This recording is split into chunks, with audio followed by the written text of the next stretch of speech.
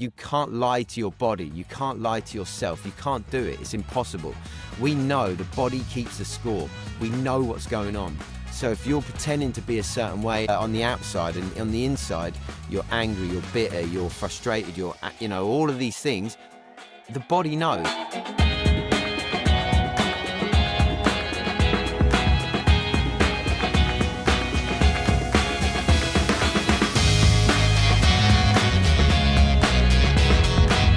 James, whenever you start an Instagram post, you always start with, I made it, you made it. What do you mean? Wow, yeah. So we're going in straight away, by the way. Yeah, Matt, I love it. No, do you know what? Let's go. Do you know, I started it.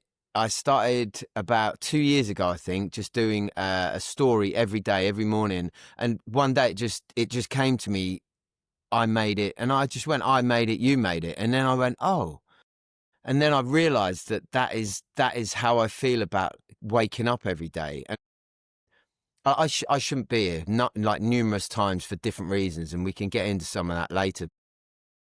I shouldn't be alive, like no doubt about it. Right. And so every morning I'm like, yes, I did it. I'm like, I have a chance. I actually did a story this morning, and I went, I goddamn made it. I goddamn made it. Man. You goddamn, because I just felt an extra like this morning of like, we can do this. Like, I can do this. I've got this extra thing. And that was it. It's like that thing of, but I will tell you something really funny. Well, I don't know if it's that funny, but one of my close friends, he hates it and can't watch it. So, wow. and that's one of my good buddies. Like, and we sit and we chat and and he's like, and he just went, I hate it. And I went, I love that. I said, I love that you hate it, and that's okay. And we're still friends. I haven't got to cry in my porridge about it. It's okay. It's not for everyone. I'm not for everyone, and I'm okay with that. I love that. And do you know what? It's really interesting you said that. And I didn't think we were going to get there pretty quickly, but obviously I know that you've kind of, a lot's changed in your life. But when you just said like your mate's like gone, I don't like it. So have you, over the years, kind of had to distance yourself from people to protect yourself? I think naturally I've distanced myself from them, not because I think I'm any better or I don't want to be around them. I think they just don't like being around me. Right. And interesting. And I'm all right with it. I haven't had to step away from anyone. I've just gone, I'm me. I'm always very aware of how my actions and what I say how it affects other people, because that is a big part of being a human being.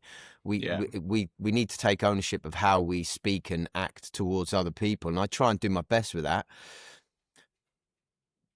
On that note, though, there is stuff that obviously how I am now that is going to make people feel uncomfortable, because before I was a cocaine sniffing, drinking, womanizing, like whatever, lout, basically. So to transition from what I was to what I am, how I am now, is a big change for some people. They still want the old Jim, the old version, and I'm not that person. So it is what it is. It's interesting. I had a friend of mine message me one day, and it was when I'd done a lot of inner work and a lot of changes, and maybe I wasn't not available for my friends, but I sort of kept quiet in the lads WhatsApp group and that kind of thing. And one day a mate of mine rung me, and I went, "Hello, buddy, you all right?" And he went, "Yeah." And I went, "Is everything all right?" He went, "You're quite good on that mindset stuff, mate, aren't you?" And I just knew that I could be there for him, and he knew that I could be there for him, and he'd seen the changes. And I talk about don't tell them, show them quite a lot. And I think sometimes it's like, be the example, right? Yeah. and I'm not trying to look. Honestly, years ago I was very like, oh, you need to do this, you need to do that, you know, to everyone, because you get, as soon as you discover something, often as human beings, we're like, you're right, you've got to do this, and we're trying to cajole everyone into our new. Now, I just don't care. I'm unapologetically, unashamedly me, and if you don't like me, great. If you do like me, great. And I same on social media. I'm not gonna try and disguise, you know, who I am, or and because that who I am, I'm still working it out, and I'm still molding and changing every day. So I'm not holding on to that. But as humans, we hold on to a vision of someone that we had when we had that time with them, and we miss that version, and then we also, we still want to connect with that version, and then because that version of that person is different, we can't connect the same way with them. So that's the disconnect, and then we're like, well, why aren't they like that, or what? And then also, if they're not drinking and they're, you know, trying to be the best version of themselves, and we're still drinking, doing drugs, you know, slipping about, whatever it is, we then don't like to see that version. We think, well, they're just better than me or whatever. And we feel then, oh, well, we just don't like it. We don't like to be, it's like them showing us up. You know what I mean? And I've been there before when I was doing drugs and drinking. I'd look at other people and I'd be like, oh, fuck, idiot. Like they think they're better, blah, blah, blah. They're not. They're just trying to be the best version of themselves. Yeah. So you don't drink at all now these days, or? Well, so I've got quite a different take on drink, on the giving up stuff and being like choosing to be a certain way or not choosing to be a certain way. That's my thing. This is just me, okay? I'm not saying that anyone has to believe this or whatever, but this is my version. Having been a serious drug crazed person, and when I tell you about how many drugs I used to do, it's insane. And same as drink, right? It wasn't a normal amount. It wasn't like, oh, I'll just play around with it. I was an absolute maniac with it. Wow. So yeah, so when I say that, it's not that, oh, I just could, go in and out of it and I was okay. No, I had a serious problem with them both. And I now choose not to do either of them. But with drink, I can choose now to occasionally have half a glass of natural wine or not. But that is on such, because what I don't want to do is if I can't go to a pub, or I have to like, oh, I'm a recovering this or I'm a recovering that, then I've still got a problem with it. And I haven't got a problem with it. It doesn't have a hold over me. I literally don't care. I just don't care about it. I don't need it. It's so, and the way I broke that, I broke the, like the event. That's what I broke. And that's why I believe I freed myself from it, because I broke the event. So I'd have my wedding anniversary, for instance, I'd have a glass of sparkling water. That was it. And if we can break that like habit and that event, I believe we can, with some mindset stuff, some inner work, some, all of the good things, we can free ourselves from it and not say I'm a recovering this or I'm a recovering that, because when are we free of it? Do you know, it's really interesting you say that, because I hear people say so many times, and I see the posts, you'll probably see one today, 29 days sober, 258 days sober. And I, having had a lot of experience with my own, dealings with my dad and alcohol and so forth, my dad was never recovering. My dad just, shit hit the fan and he got told, time's up, you've got to have a liver transplant. I have a bit of a belief, and I think all of those apps and everything are amazing, but I believe that if in 5 years' time you're still posting saying I'm 975 days sober, I still think you might have an attachment to the alcohol or attachment to it. Look, this is the thing of it. I get that it's good to have a thought process about that, and sometimes some people need that. Like, I've done it for one day, and I've done, I'm going another day. But at some point, for me, I have to let go of that. Yeah.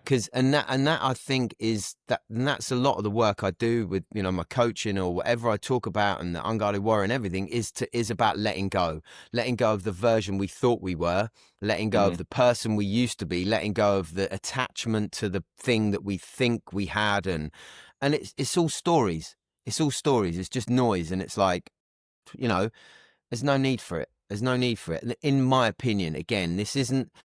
I'm not diminishing anyone going through it, and I got myself off drink and drugs, and you know, you could argue that I'm not off drink, but you could also argue that because I can choose to be on it or not, that I haven't got a problem with it. So, but you could argue either way. It depends what your bias is. It depends what your argument is. Depends what you believe.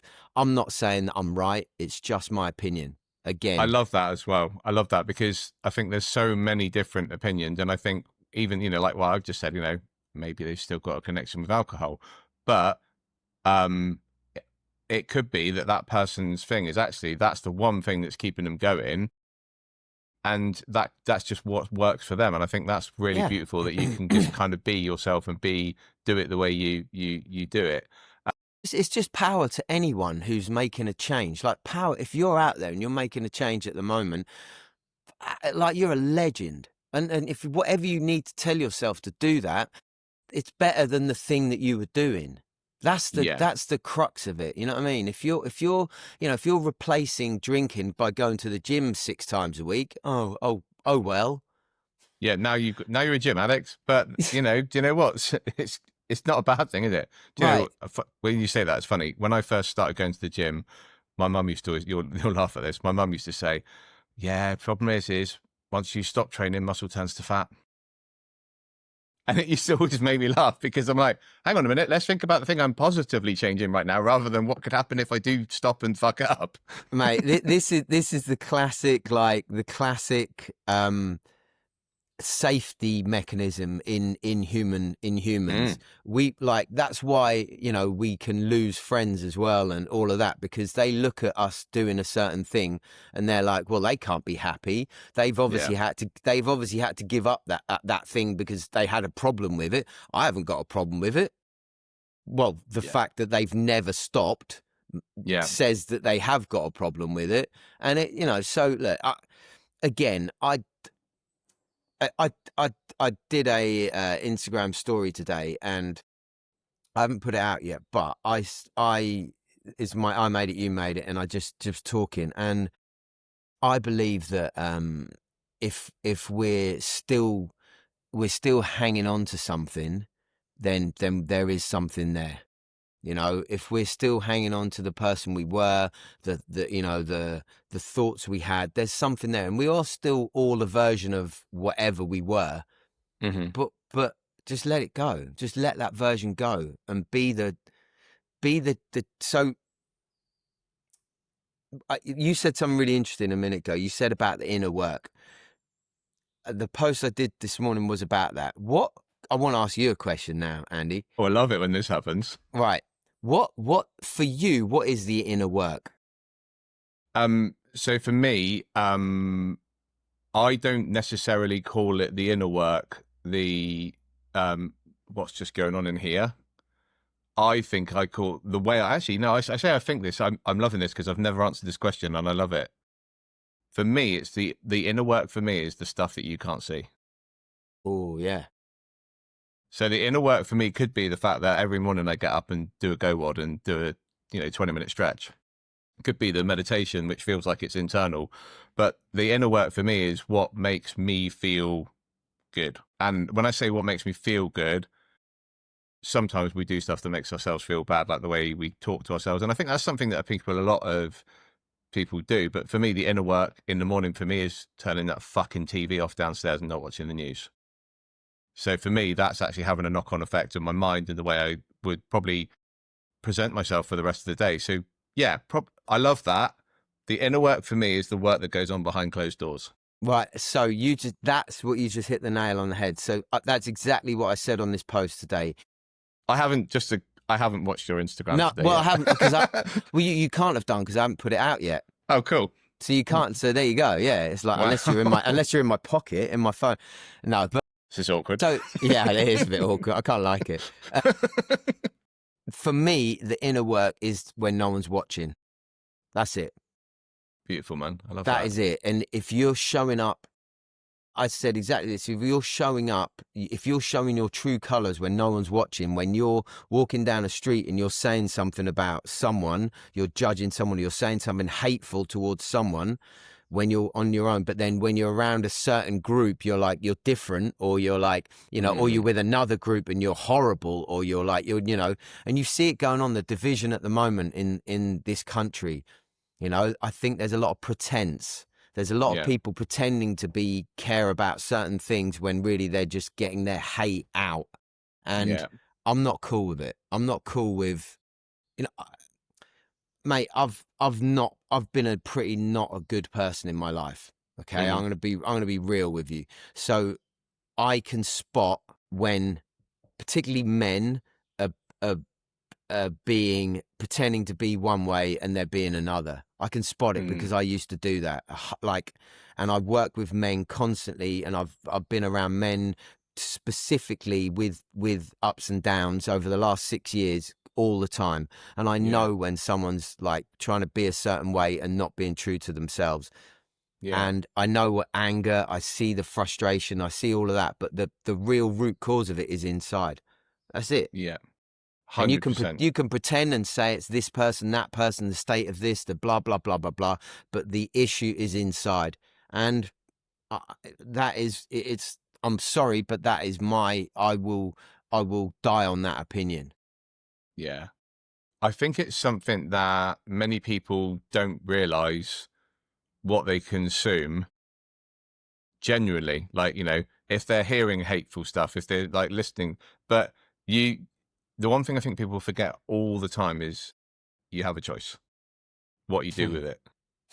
You know, you have a choice of how you perceive someone else. You have a choice of even like you have a choice of when you like, you know, if you go to McDonald's, for example, and I'm not dissing the Big M because, you know, the amount of times it's rescued me at 2 o'clock in the morning.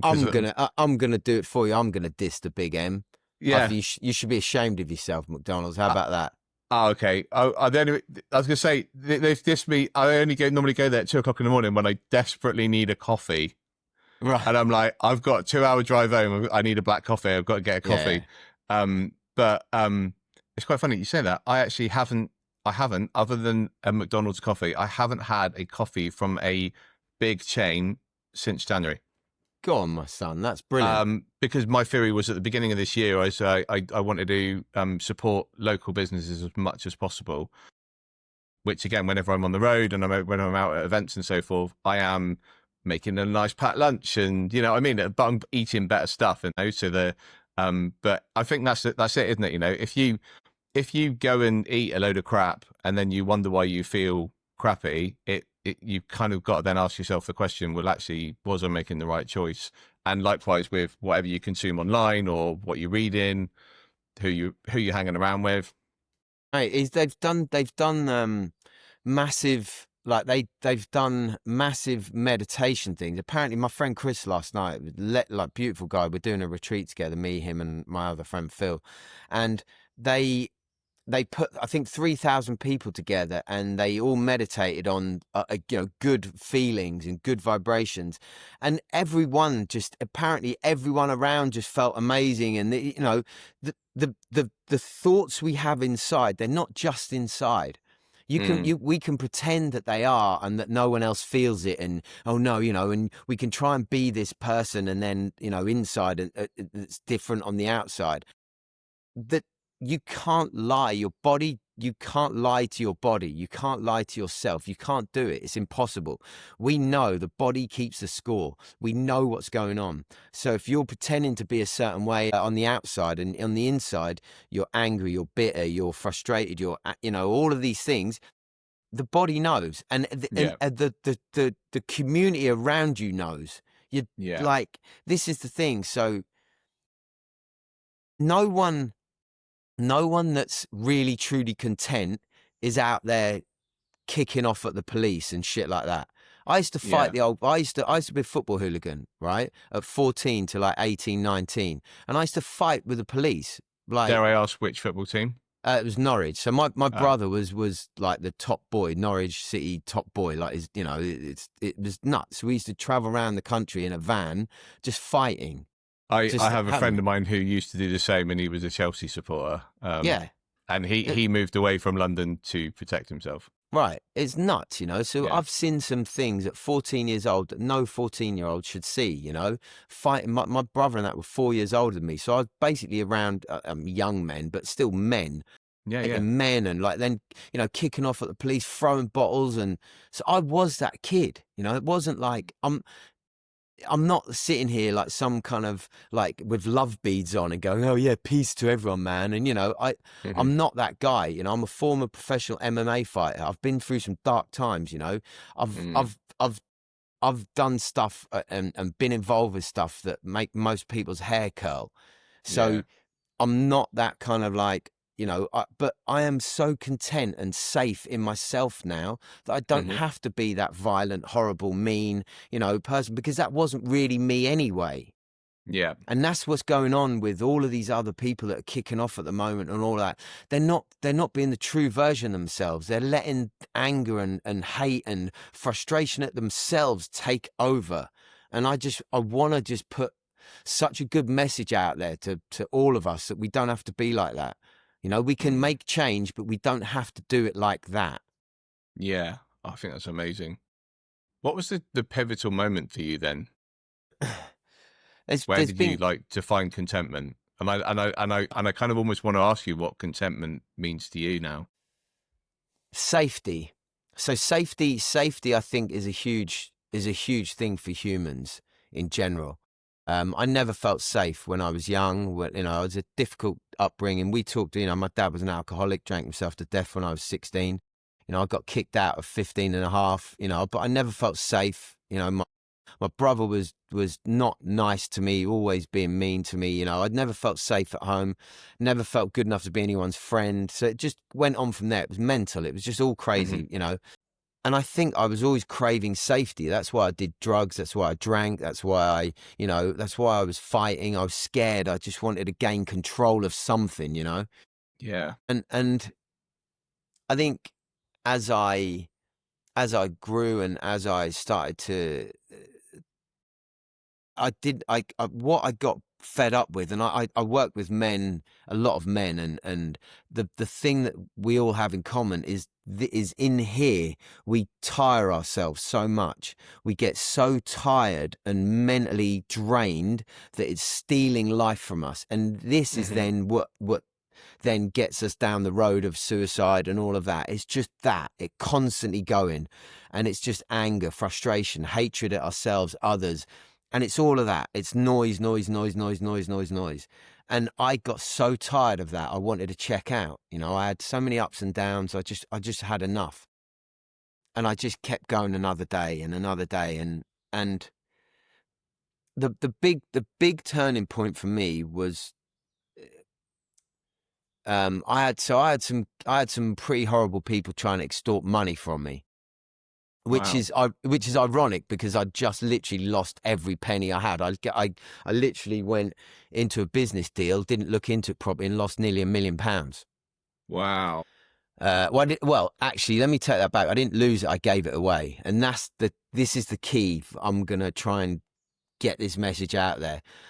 The person that didn't have a gun to my head that time. Another time, someone did, but anyway, Wow. yeah, it's been mental, mate. But I gave that money away. I let that person because I didn't look into it properly, and I was looking for something in that deal, and I put all my money in, and it didn't happen. And that's that scarcity. That's that scarcity that I don't feel safe, so I've got to prove myself, and I've got to get money, and I've got to. Then I'll be okay. Then I'll be safe. Then I'll be okay. And it didn't work. Um, so after that, I wanted to kill myself. It was like really bad. And then after that, I then had these gangsters ring me up constantly. They wanted like 300 grand from me. And I was like, fuck, I don't even have fucking 300 pence at the moment. Like, what are you on about? Yeah. And it culminated with them pulling up outside my house with guns and, you know, like mad shit. And then Wow. then I then was like, and this is where our mindset takes us down a certain path. So my reaction was, I'm not going to be anyone's bitch. Yeah. And by the way, this was only like, this wasn't that many years ago. It wasn't like when I was young. I'm 50 next month. So No this was way. like, yeah, mate, I'm old, mate. Where's your grey hair? I've got loads of grey hair. Mate. What's going on? Do you know what? It's because I haven't got kids. I'm sure it is. Oh, yeah, well, I've got a 13-year-old, so that'll be it then. Right. I've got like a couple of greys, but all my greys are in my beard and in my chest. Yeah. It's weird, but not in my hair. And I don't dye it. Don't even think about that. Yeah, whoever think. Anyway, so I then, to protect myself and to not be someone's bitch and to keep myself safe, I then got a gun and a bulletproof vest in London. Like, so I'm walking around in London, not that many years ago, with a gun and a bulletproof vest.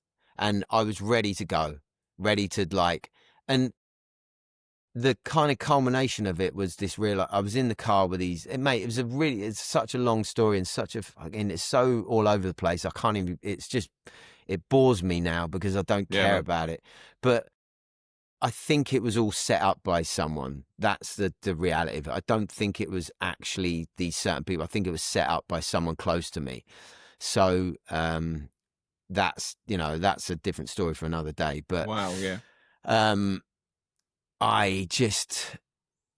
Then there was a realization. I was in this car with these guys who were allegedly going to help me sort it out and blah, blah, blah, blah. Because I didn't go to the police because I didn't trust the police. I don't, anyway. I'm then in the car with them. They're showing me on their phone, yeah, look, we just sorted this out. And they showed me this guy, apparently, that they'd just sorted out.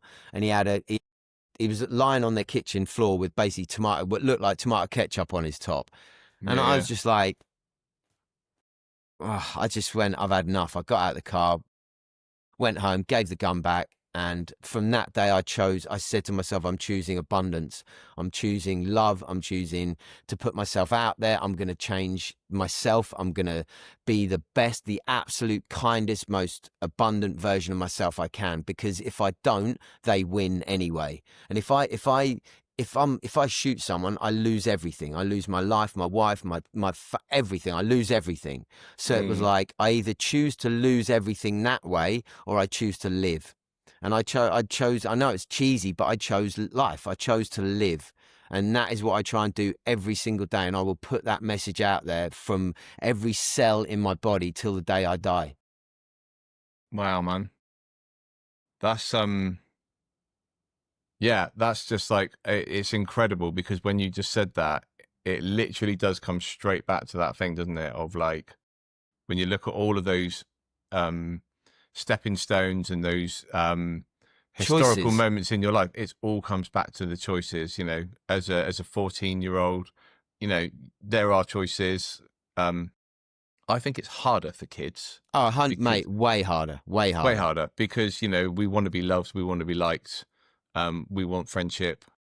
And we trust adults, we trust adults, and we trust, we want that. We want to trust the world, and we're looking for someone to guide us, to love us, to help us. And, we're we also putting all of our safety into other people. It's a very tricky time. Yeah.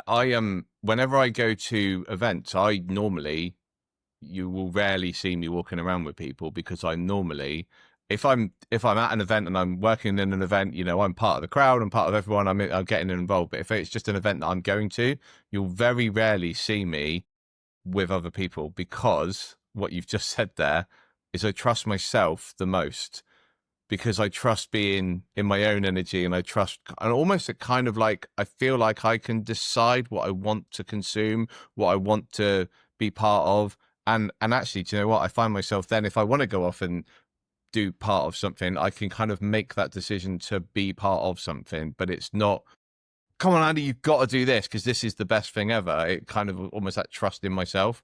I've got this opinion, belief, idea, whatever it is so I fully trust myself. Mhm. So that makes me trust everyone else. Yeah. Yeah. The thing that us men do, we end up pulling ourselves away from the crowd or from the whatever, because we think that we will be giving some of ourselves away or whatever, and that's not the case. We have. Mm. My belief is that we can get to a point that because we trust ourselves so fully, it doesn't matter what goes on, and that's my Yeah. Yeah. mantra. Yeah. So I cannot control what goes on around me. All I can do is manage my emotions and responses to what goes on. Yeah. Yeah. And so it doesn't matter what someone wants me to do or not to do. It's what I want to do. But the beautiful thing about being with a group, sometimes we experience things we don't know that we want to do. And Yeah. that's the only thing Yeah. with being a lone wolf. Being a lone Yeah. wolf, I've got so many friends, and we've connected, and I've got so many of us guys doing our thing, but we're lone wolves. Yeah. And Yeah. and that's not good. It's actually terrible for our mental health. Do you know what? It's funny you say that, because the big thing for me growing up was all. I mean, I don't know if I told you about a community that I'm creating called Dawn Patrol, but Dawn Patrol was Yeah, all you about did. me getting up in the morning with the boys, going for a surf. Because 9 times out of 10, the surf shit. But if you don't get up each time, you might miss. I don't want to sound cheesy now, but the ultimate ride, right? You might miss that great surf. But do you know what? The one thing, what you've just said there, is I feel most I feel the trust the deepest in my heart when I'm in the sea with the boys, when I go with the guys, because do you know what, for me as well, it's another one of those safe places, because I'm not really a massive fan of being around people with alcohol, because it still does trigger me a little bit. That's fair enough, Although mate. I manage myself, Yeah. it's a safe place for me because no one's out on alcohol, no one's on drugs, everyone's in there for the same thing. So And that let me energy that you get is amazing. let me ask you then, how do you think you can get to a point of not being triggered around people drinking? Well, What I do you don't think the have. stage is? I mean, I say I get triggered. I get triggered with people's behaviors, but I also, I suppose, in a kind of protection mode. I spend a lot of time on stage, and I meet a lot of people who, at the end of the night, are quite drunk and will just, walk over and stand on guitar pedals, and you're like, "Whoa, mate!" Like, but you know that there's a lack of respect that people sometimes have for other people around them. So Do I you think think it's more. do you think it's respect when they're drinking, or do you just think that it's the inhibition that they don't Yeah, you're think? probably Yeah. right. You're probably right, because they actually, if they were stone cold sober, they wouldn't walk over and stand on £1,000 worth of guitar pedals, would they? And Or pour your it's beer over it. right, and it's interesting what you just said there. And I'm always thinking, like, when I'm talking, when I'm listening, like, where's you said a really interesting word. You said they don't respect. Yeah. And is and again, is that them, or is that us thinking that they don't respect them? Do Because you to know what? them, That's that is what I believe they. It's my belief in how they are, isn't it? And that you're absolutely right. Absolutely right. and who knows, maybe they don't, but maybe they do. They're so excited about coming to see you, or like, Yeah. we just don't know. And I'm not saying that we just have to go, oh, yeah, man, do whatever you want, like, pour beer on me. No, Yeah. boundaries are great, but if we can change our perception of what we think is the reality, Yeah. then Yeah. maybe we can actually change our reality. And I'm not, and it takes practice, and it takes work, and it does take a bit of dedication, but it takes just doing it over and over and over. And I had to do that with my wife. My wife's a singer and an actress, and I had to back myself down from being too protective over her. Oh, Because, yeah. do you know what I 100%, mean? yeah. Because I was starting to get, like, I'd be, anyone had come near, and and I'd be like, and I realized that's just me. That's me not feeling safe. And now I just really just take a step back. And unless anyone puts their hand on her in a weird way, and I Mhm. might just go, bud, you know what I mean? I'm like, I might just ease their hand or away or whatever, or, you know what I mean? If they're getting Yeah. a bit grabby, I might be like, and I always check with her. I'm like, you're right, babe. And if she's okay with it, I'm okay with it. Yeah. And Yeah. that's the thing, because otherwise I'm putting my opinions and feelings on her. Yeah. It's And do you know, there's one of the things I love about is with NLP. It's there's one of the presuppositions of NLP is behind every action is a positive intention, and I love that because I was talking to someone about this only this week, where they were saying, yeah, but what if someone like burgles someone? I'm like, they need money. But or they just fucking love smashing through a window and like pretending they're Tarzan. Do you know what I mean? Not that Tarzan smashes through windows, but you know what I mean? It's like He might like, do. but yeah, I mean, I think I watched Die Hard the other day, and you know that scene where he goes out and smashes through the window. Great Maybe that's film. what's on my mind, but it is behind. Even going through that, their intentions in that film, everyone's intention in there was the Christmas party was a good feeling. Hans Gruber was actually to steal the money to, whatever they were doing, it's to create a positive intention. And that's why I believe, even like going back to what you were just talking about earlier on, the people who it's because of, they believe that this is a good thing. I know. And I don't think anyone goes, do you know what? Fucking hell. James, do you know what? Mate, do you want to go and get fucked up and feel like shit today? You'd go, no thanks. Whereas if I said, mate, do you want to meet up and we'll go to the bar and we'll have a few beers and we'll do a bit of go for a bit of a disco? You're like, yeah, cool. It's the same conversation, but the difference is that it's the intention behind it, right? Yeah. Mate, you're exactly right. I don't look. I don't think I've got. This is the real important thing. I don't think I've got all the answers, or I'm sitting here as the fucking guru of the. I'm not any of that. But we don't need the answers, do we? Yeah, exactly. Because because that's the whole point. You just want to keep questioning and keep looking inside and keep being playful with yourself and others and not take things too seriously and not we don't not hold on to stuff too tightly, and don't and. Like I've been burgled. I've had my, like as I said, all mad shit, like mad shit. I've had, I've had stuff stolen. And I'm just like, and I'm not rich or anything. I'm not like at all. But I'm like, what is getting mad about it and getting angry and like worrying about it? What is that actually going to provide me? Yes, at the time, being like, fuck, that's a nightmare, and then going, okay, but what is going out there and then enacting revenge in some way? And that's what we, like men particularly, we enact revenge. We go, and I used to. Because I was treated badly when I was young, and I was a drug dealer when I was young. So and I was like, well, it's okay because I'm poor, I've got no money and no one's looked after me, so it's okay. As human beings, but even that, no one looked after me, so it's okay. Actually, no one looked after me, so I'm gonna actually do this to make myself protected, and I'll look after myself, right? Right. There's a positive intention. Instead of, but the actual positive intention was like, no one looked after me. So what I could have told myself was, no one looked after me, so maybe I could be the one now to look after people. Yeah.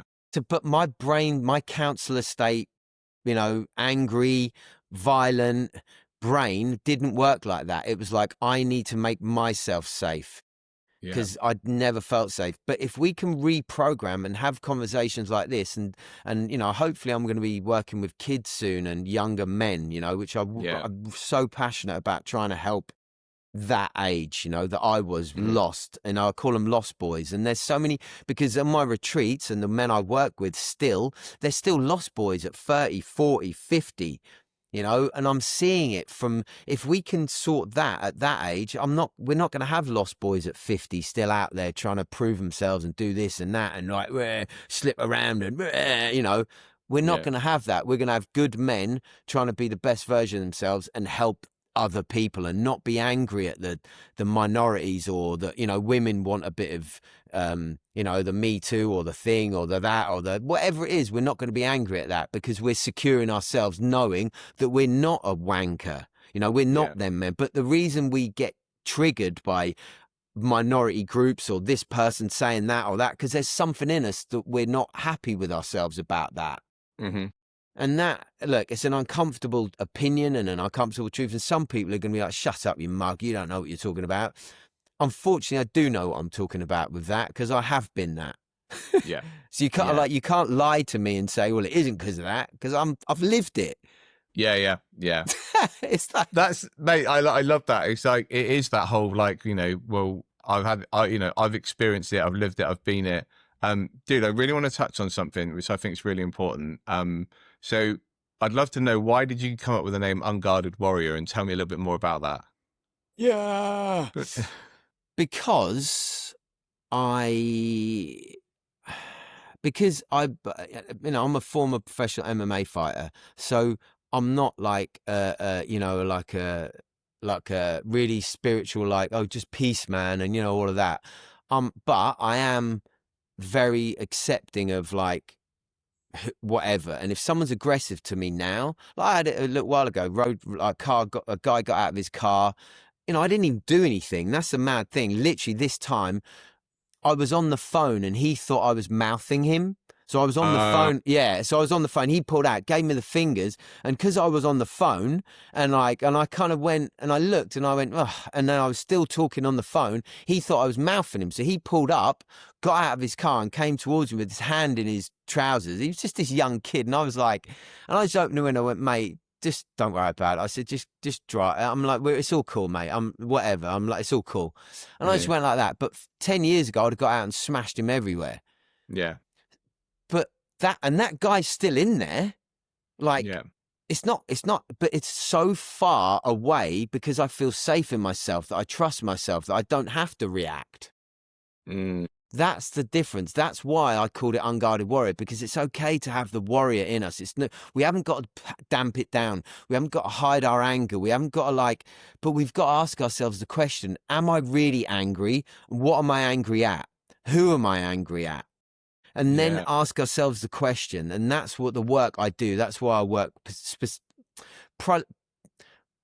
work primarily with men, like founders, businessmen, athletes, people in high stress, because I understand that world more than any other world, really. But I do work with a lot of women still, because they're the same. So I do work with women who are under pressure and high stress, because it's the same stuff. That's in my coaching. But the Unguarded Warrior, it was about still being a warrior, but you don't have to, it doesn't have to come out when your wife is trying to direct you somewhere and you're like, shut up, you fuck, you don't have to do that. It can be inside. That warrior is in us. Jordan Peterson said it, and probably someone before him. It was about being you want to be like the savage inside, but outside it's the I can't remember the quote, but it's a really nice quote. It's knowing that we can without having to prove that we can. Yeah. That's what I believe, and that's what Unguarded Warrior is, and it's how we can manage our emotions and responses to what goes on around us in every day, and that's what I'm trying to put out there. And I'm doing my best to live that myself, and then help other men, particularly, just not imprison ourselves inside here, and be able to and have ways that and tools and processes, and I create these 7 rules that Unguarded Warrior is all about, and that my coaching is all about. And I've launched an online coaching program that's got the same things in there. So I'm trying to support in every way. We do the retreats, and now I've got a system afterwards that you can then have the daily habits, the inner work when no one's watching, and it's not woo woo. It's really simple tools and strategies that can help us keep the warrior inside, but when we need it, then it comes out in a positive way. When you need it, it comes out, man. I absolutely love that. It's Andy, it's having it, you've heard of Hulk strength, yeah? You've seen it, yeah. Right. So it's having that. My daughter went to the fairground yesterday with school, because she goes to a special ed school. They had a day she went on the Hulk ride. Oh, really? And love it. I almost feel like I know what you're going to say, but I'm not going to predict it. But what she talked about is how it made her feel scared, and made like she got this energy from it. But when she's back on the ground, she looked at it, she's like, oh, actually, it was all right. Right. So Hulk strength is when a car drives, you've had it before, women, a car has driven on their kid, and they've picked the car up and saved their kid. That's Hulk strength. We all have it in us. It's okay to have that savagery, that maniac in us, but it doesn't have to, because 1,000 years ago, 2,000 years ago, we were on horseback. I'd be on horseback chopping people's heads off, and that's where we don't have that anymore. So we're frustrated. I've got Simon from HR telling me, I'm on my computer and he's telling me I can't type that way, or whatever bullshit it is, and I'm in my office and all I want to do is bite his throat out, or like throw him out a window. But I can't do that, so I then go and drink, or I go and go and be angry in the streets of London or whatever it is. But it's because we're not doing the inner work and we're not channeling it in the right way. We're drinking, we're eating shit food, we're doing all this instead of going cold water, breath work, putting ourselves through some physical outdoor activities, and maybe wrestling, maybe jiu-jitsu, maybe whatever it is, maybe it's something that can just release some of that, I don't know if it was you that I saw, but I saw a video earlier, not very long ago. I've got this funny feeling it's your video now. It was just guys just chopping logs. It's mine. It is my video. Is it? Is it? Yeah. And I remember watching it just thinking, that's fucking awesome. I mean, don't get me wrong, I do that quite a lot anyway, but like, do you know what? You could just see that power of just release and being able to express that was a really... And then we go and light the fire, and then we cook around the fire. Like cavemen, like men, and it's like we just sit and we talk around the fire and we let go of shit around the fire. That is what Unguarded Warrior is getting together and being like primal, Wow, that was a weird segue, wasn't it? I had no idea that was your video. I love it. I love it. Mate, so how can people find out more about you, and how can people find out more about Unguarded Warrior? So Instagram, Unguarded Warrior, James, and Instagram for me personally, James O'Keefe NRG. And I started that when I went the whole gun business. That was it. And I put myself online and I was like, I'm going to go out as much as I can to the world. And I want to spread that message. And I've, as I said, just if you want to talk more, just DM me or whatever. But I've just created this online coaching program called Beyond the Ordinary. And it's for high stress founders, business people, and it's the tools every day. It's not you just go and do one thing and then you don't have any support. It's like having that support every single day. We've got a community on there. I'm on there every week. We've got other experts on there, but it's we've got like nutrition, exercise, all different modalities of everything on there, mindset stuff. It's a really comprehensive place that you can get a blueprint of how to kind of do the inner work and the outer work as well. So I love that, man. I love that. And mate, firstly, I want to thank you for coming on. And I appreciate it. I just want to say, because we made it, right? Amazing, man. I love it. Mate. I love it. Thank you so much, brother. Honestly, really grateful for having me on, and letting me just get the message out and of love and positivity and kindness and boundaries and, like all the good stuff. I'm not into just woo-woo, like, fake positivity. It's real world stuff. You've still got to say no. You still got to have good boundaries. It's not just letting people do whatever to us, but take responsibility, take ownership of your own life and your own existence. Man, I appreciate it so much. Really appreciate it. And that wraps up today's episode of the Coffee, Chaos and Confidence podcast. Thank you so much for listening. If you enjoyed today's episode, please make sure you like and subscribe.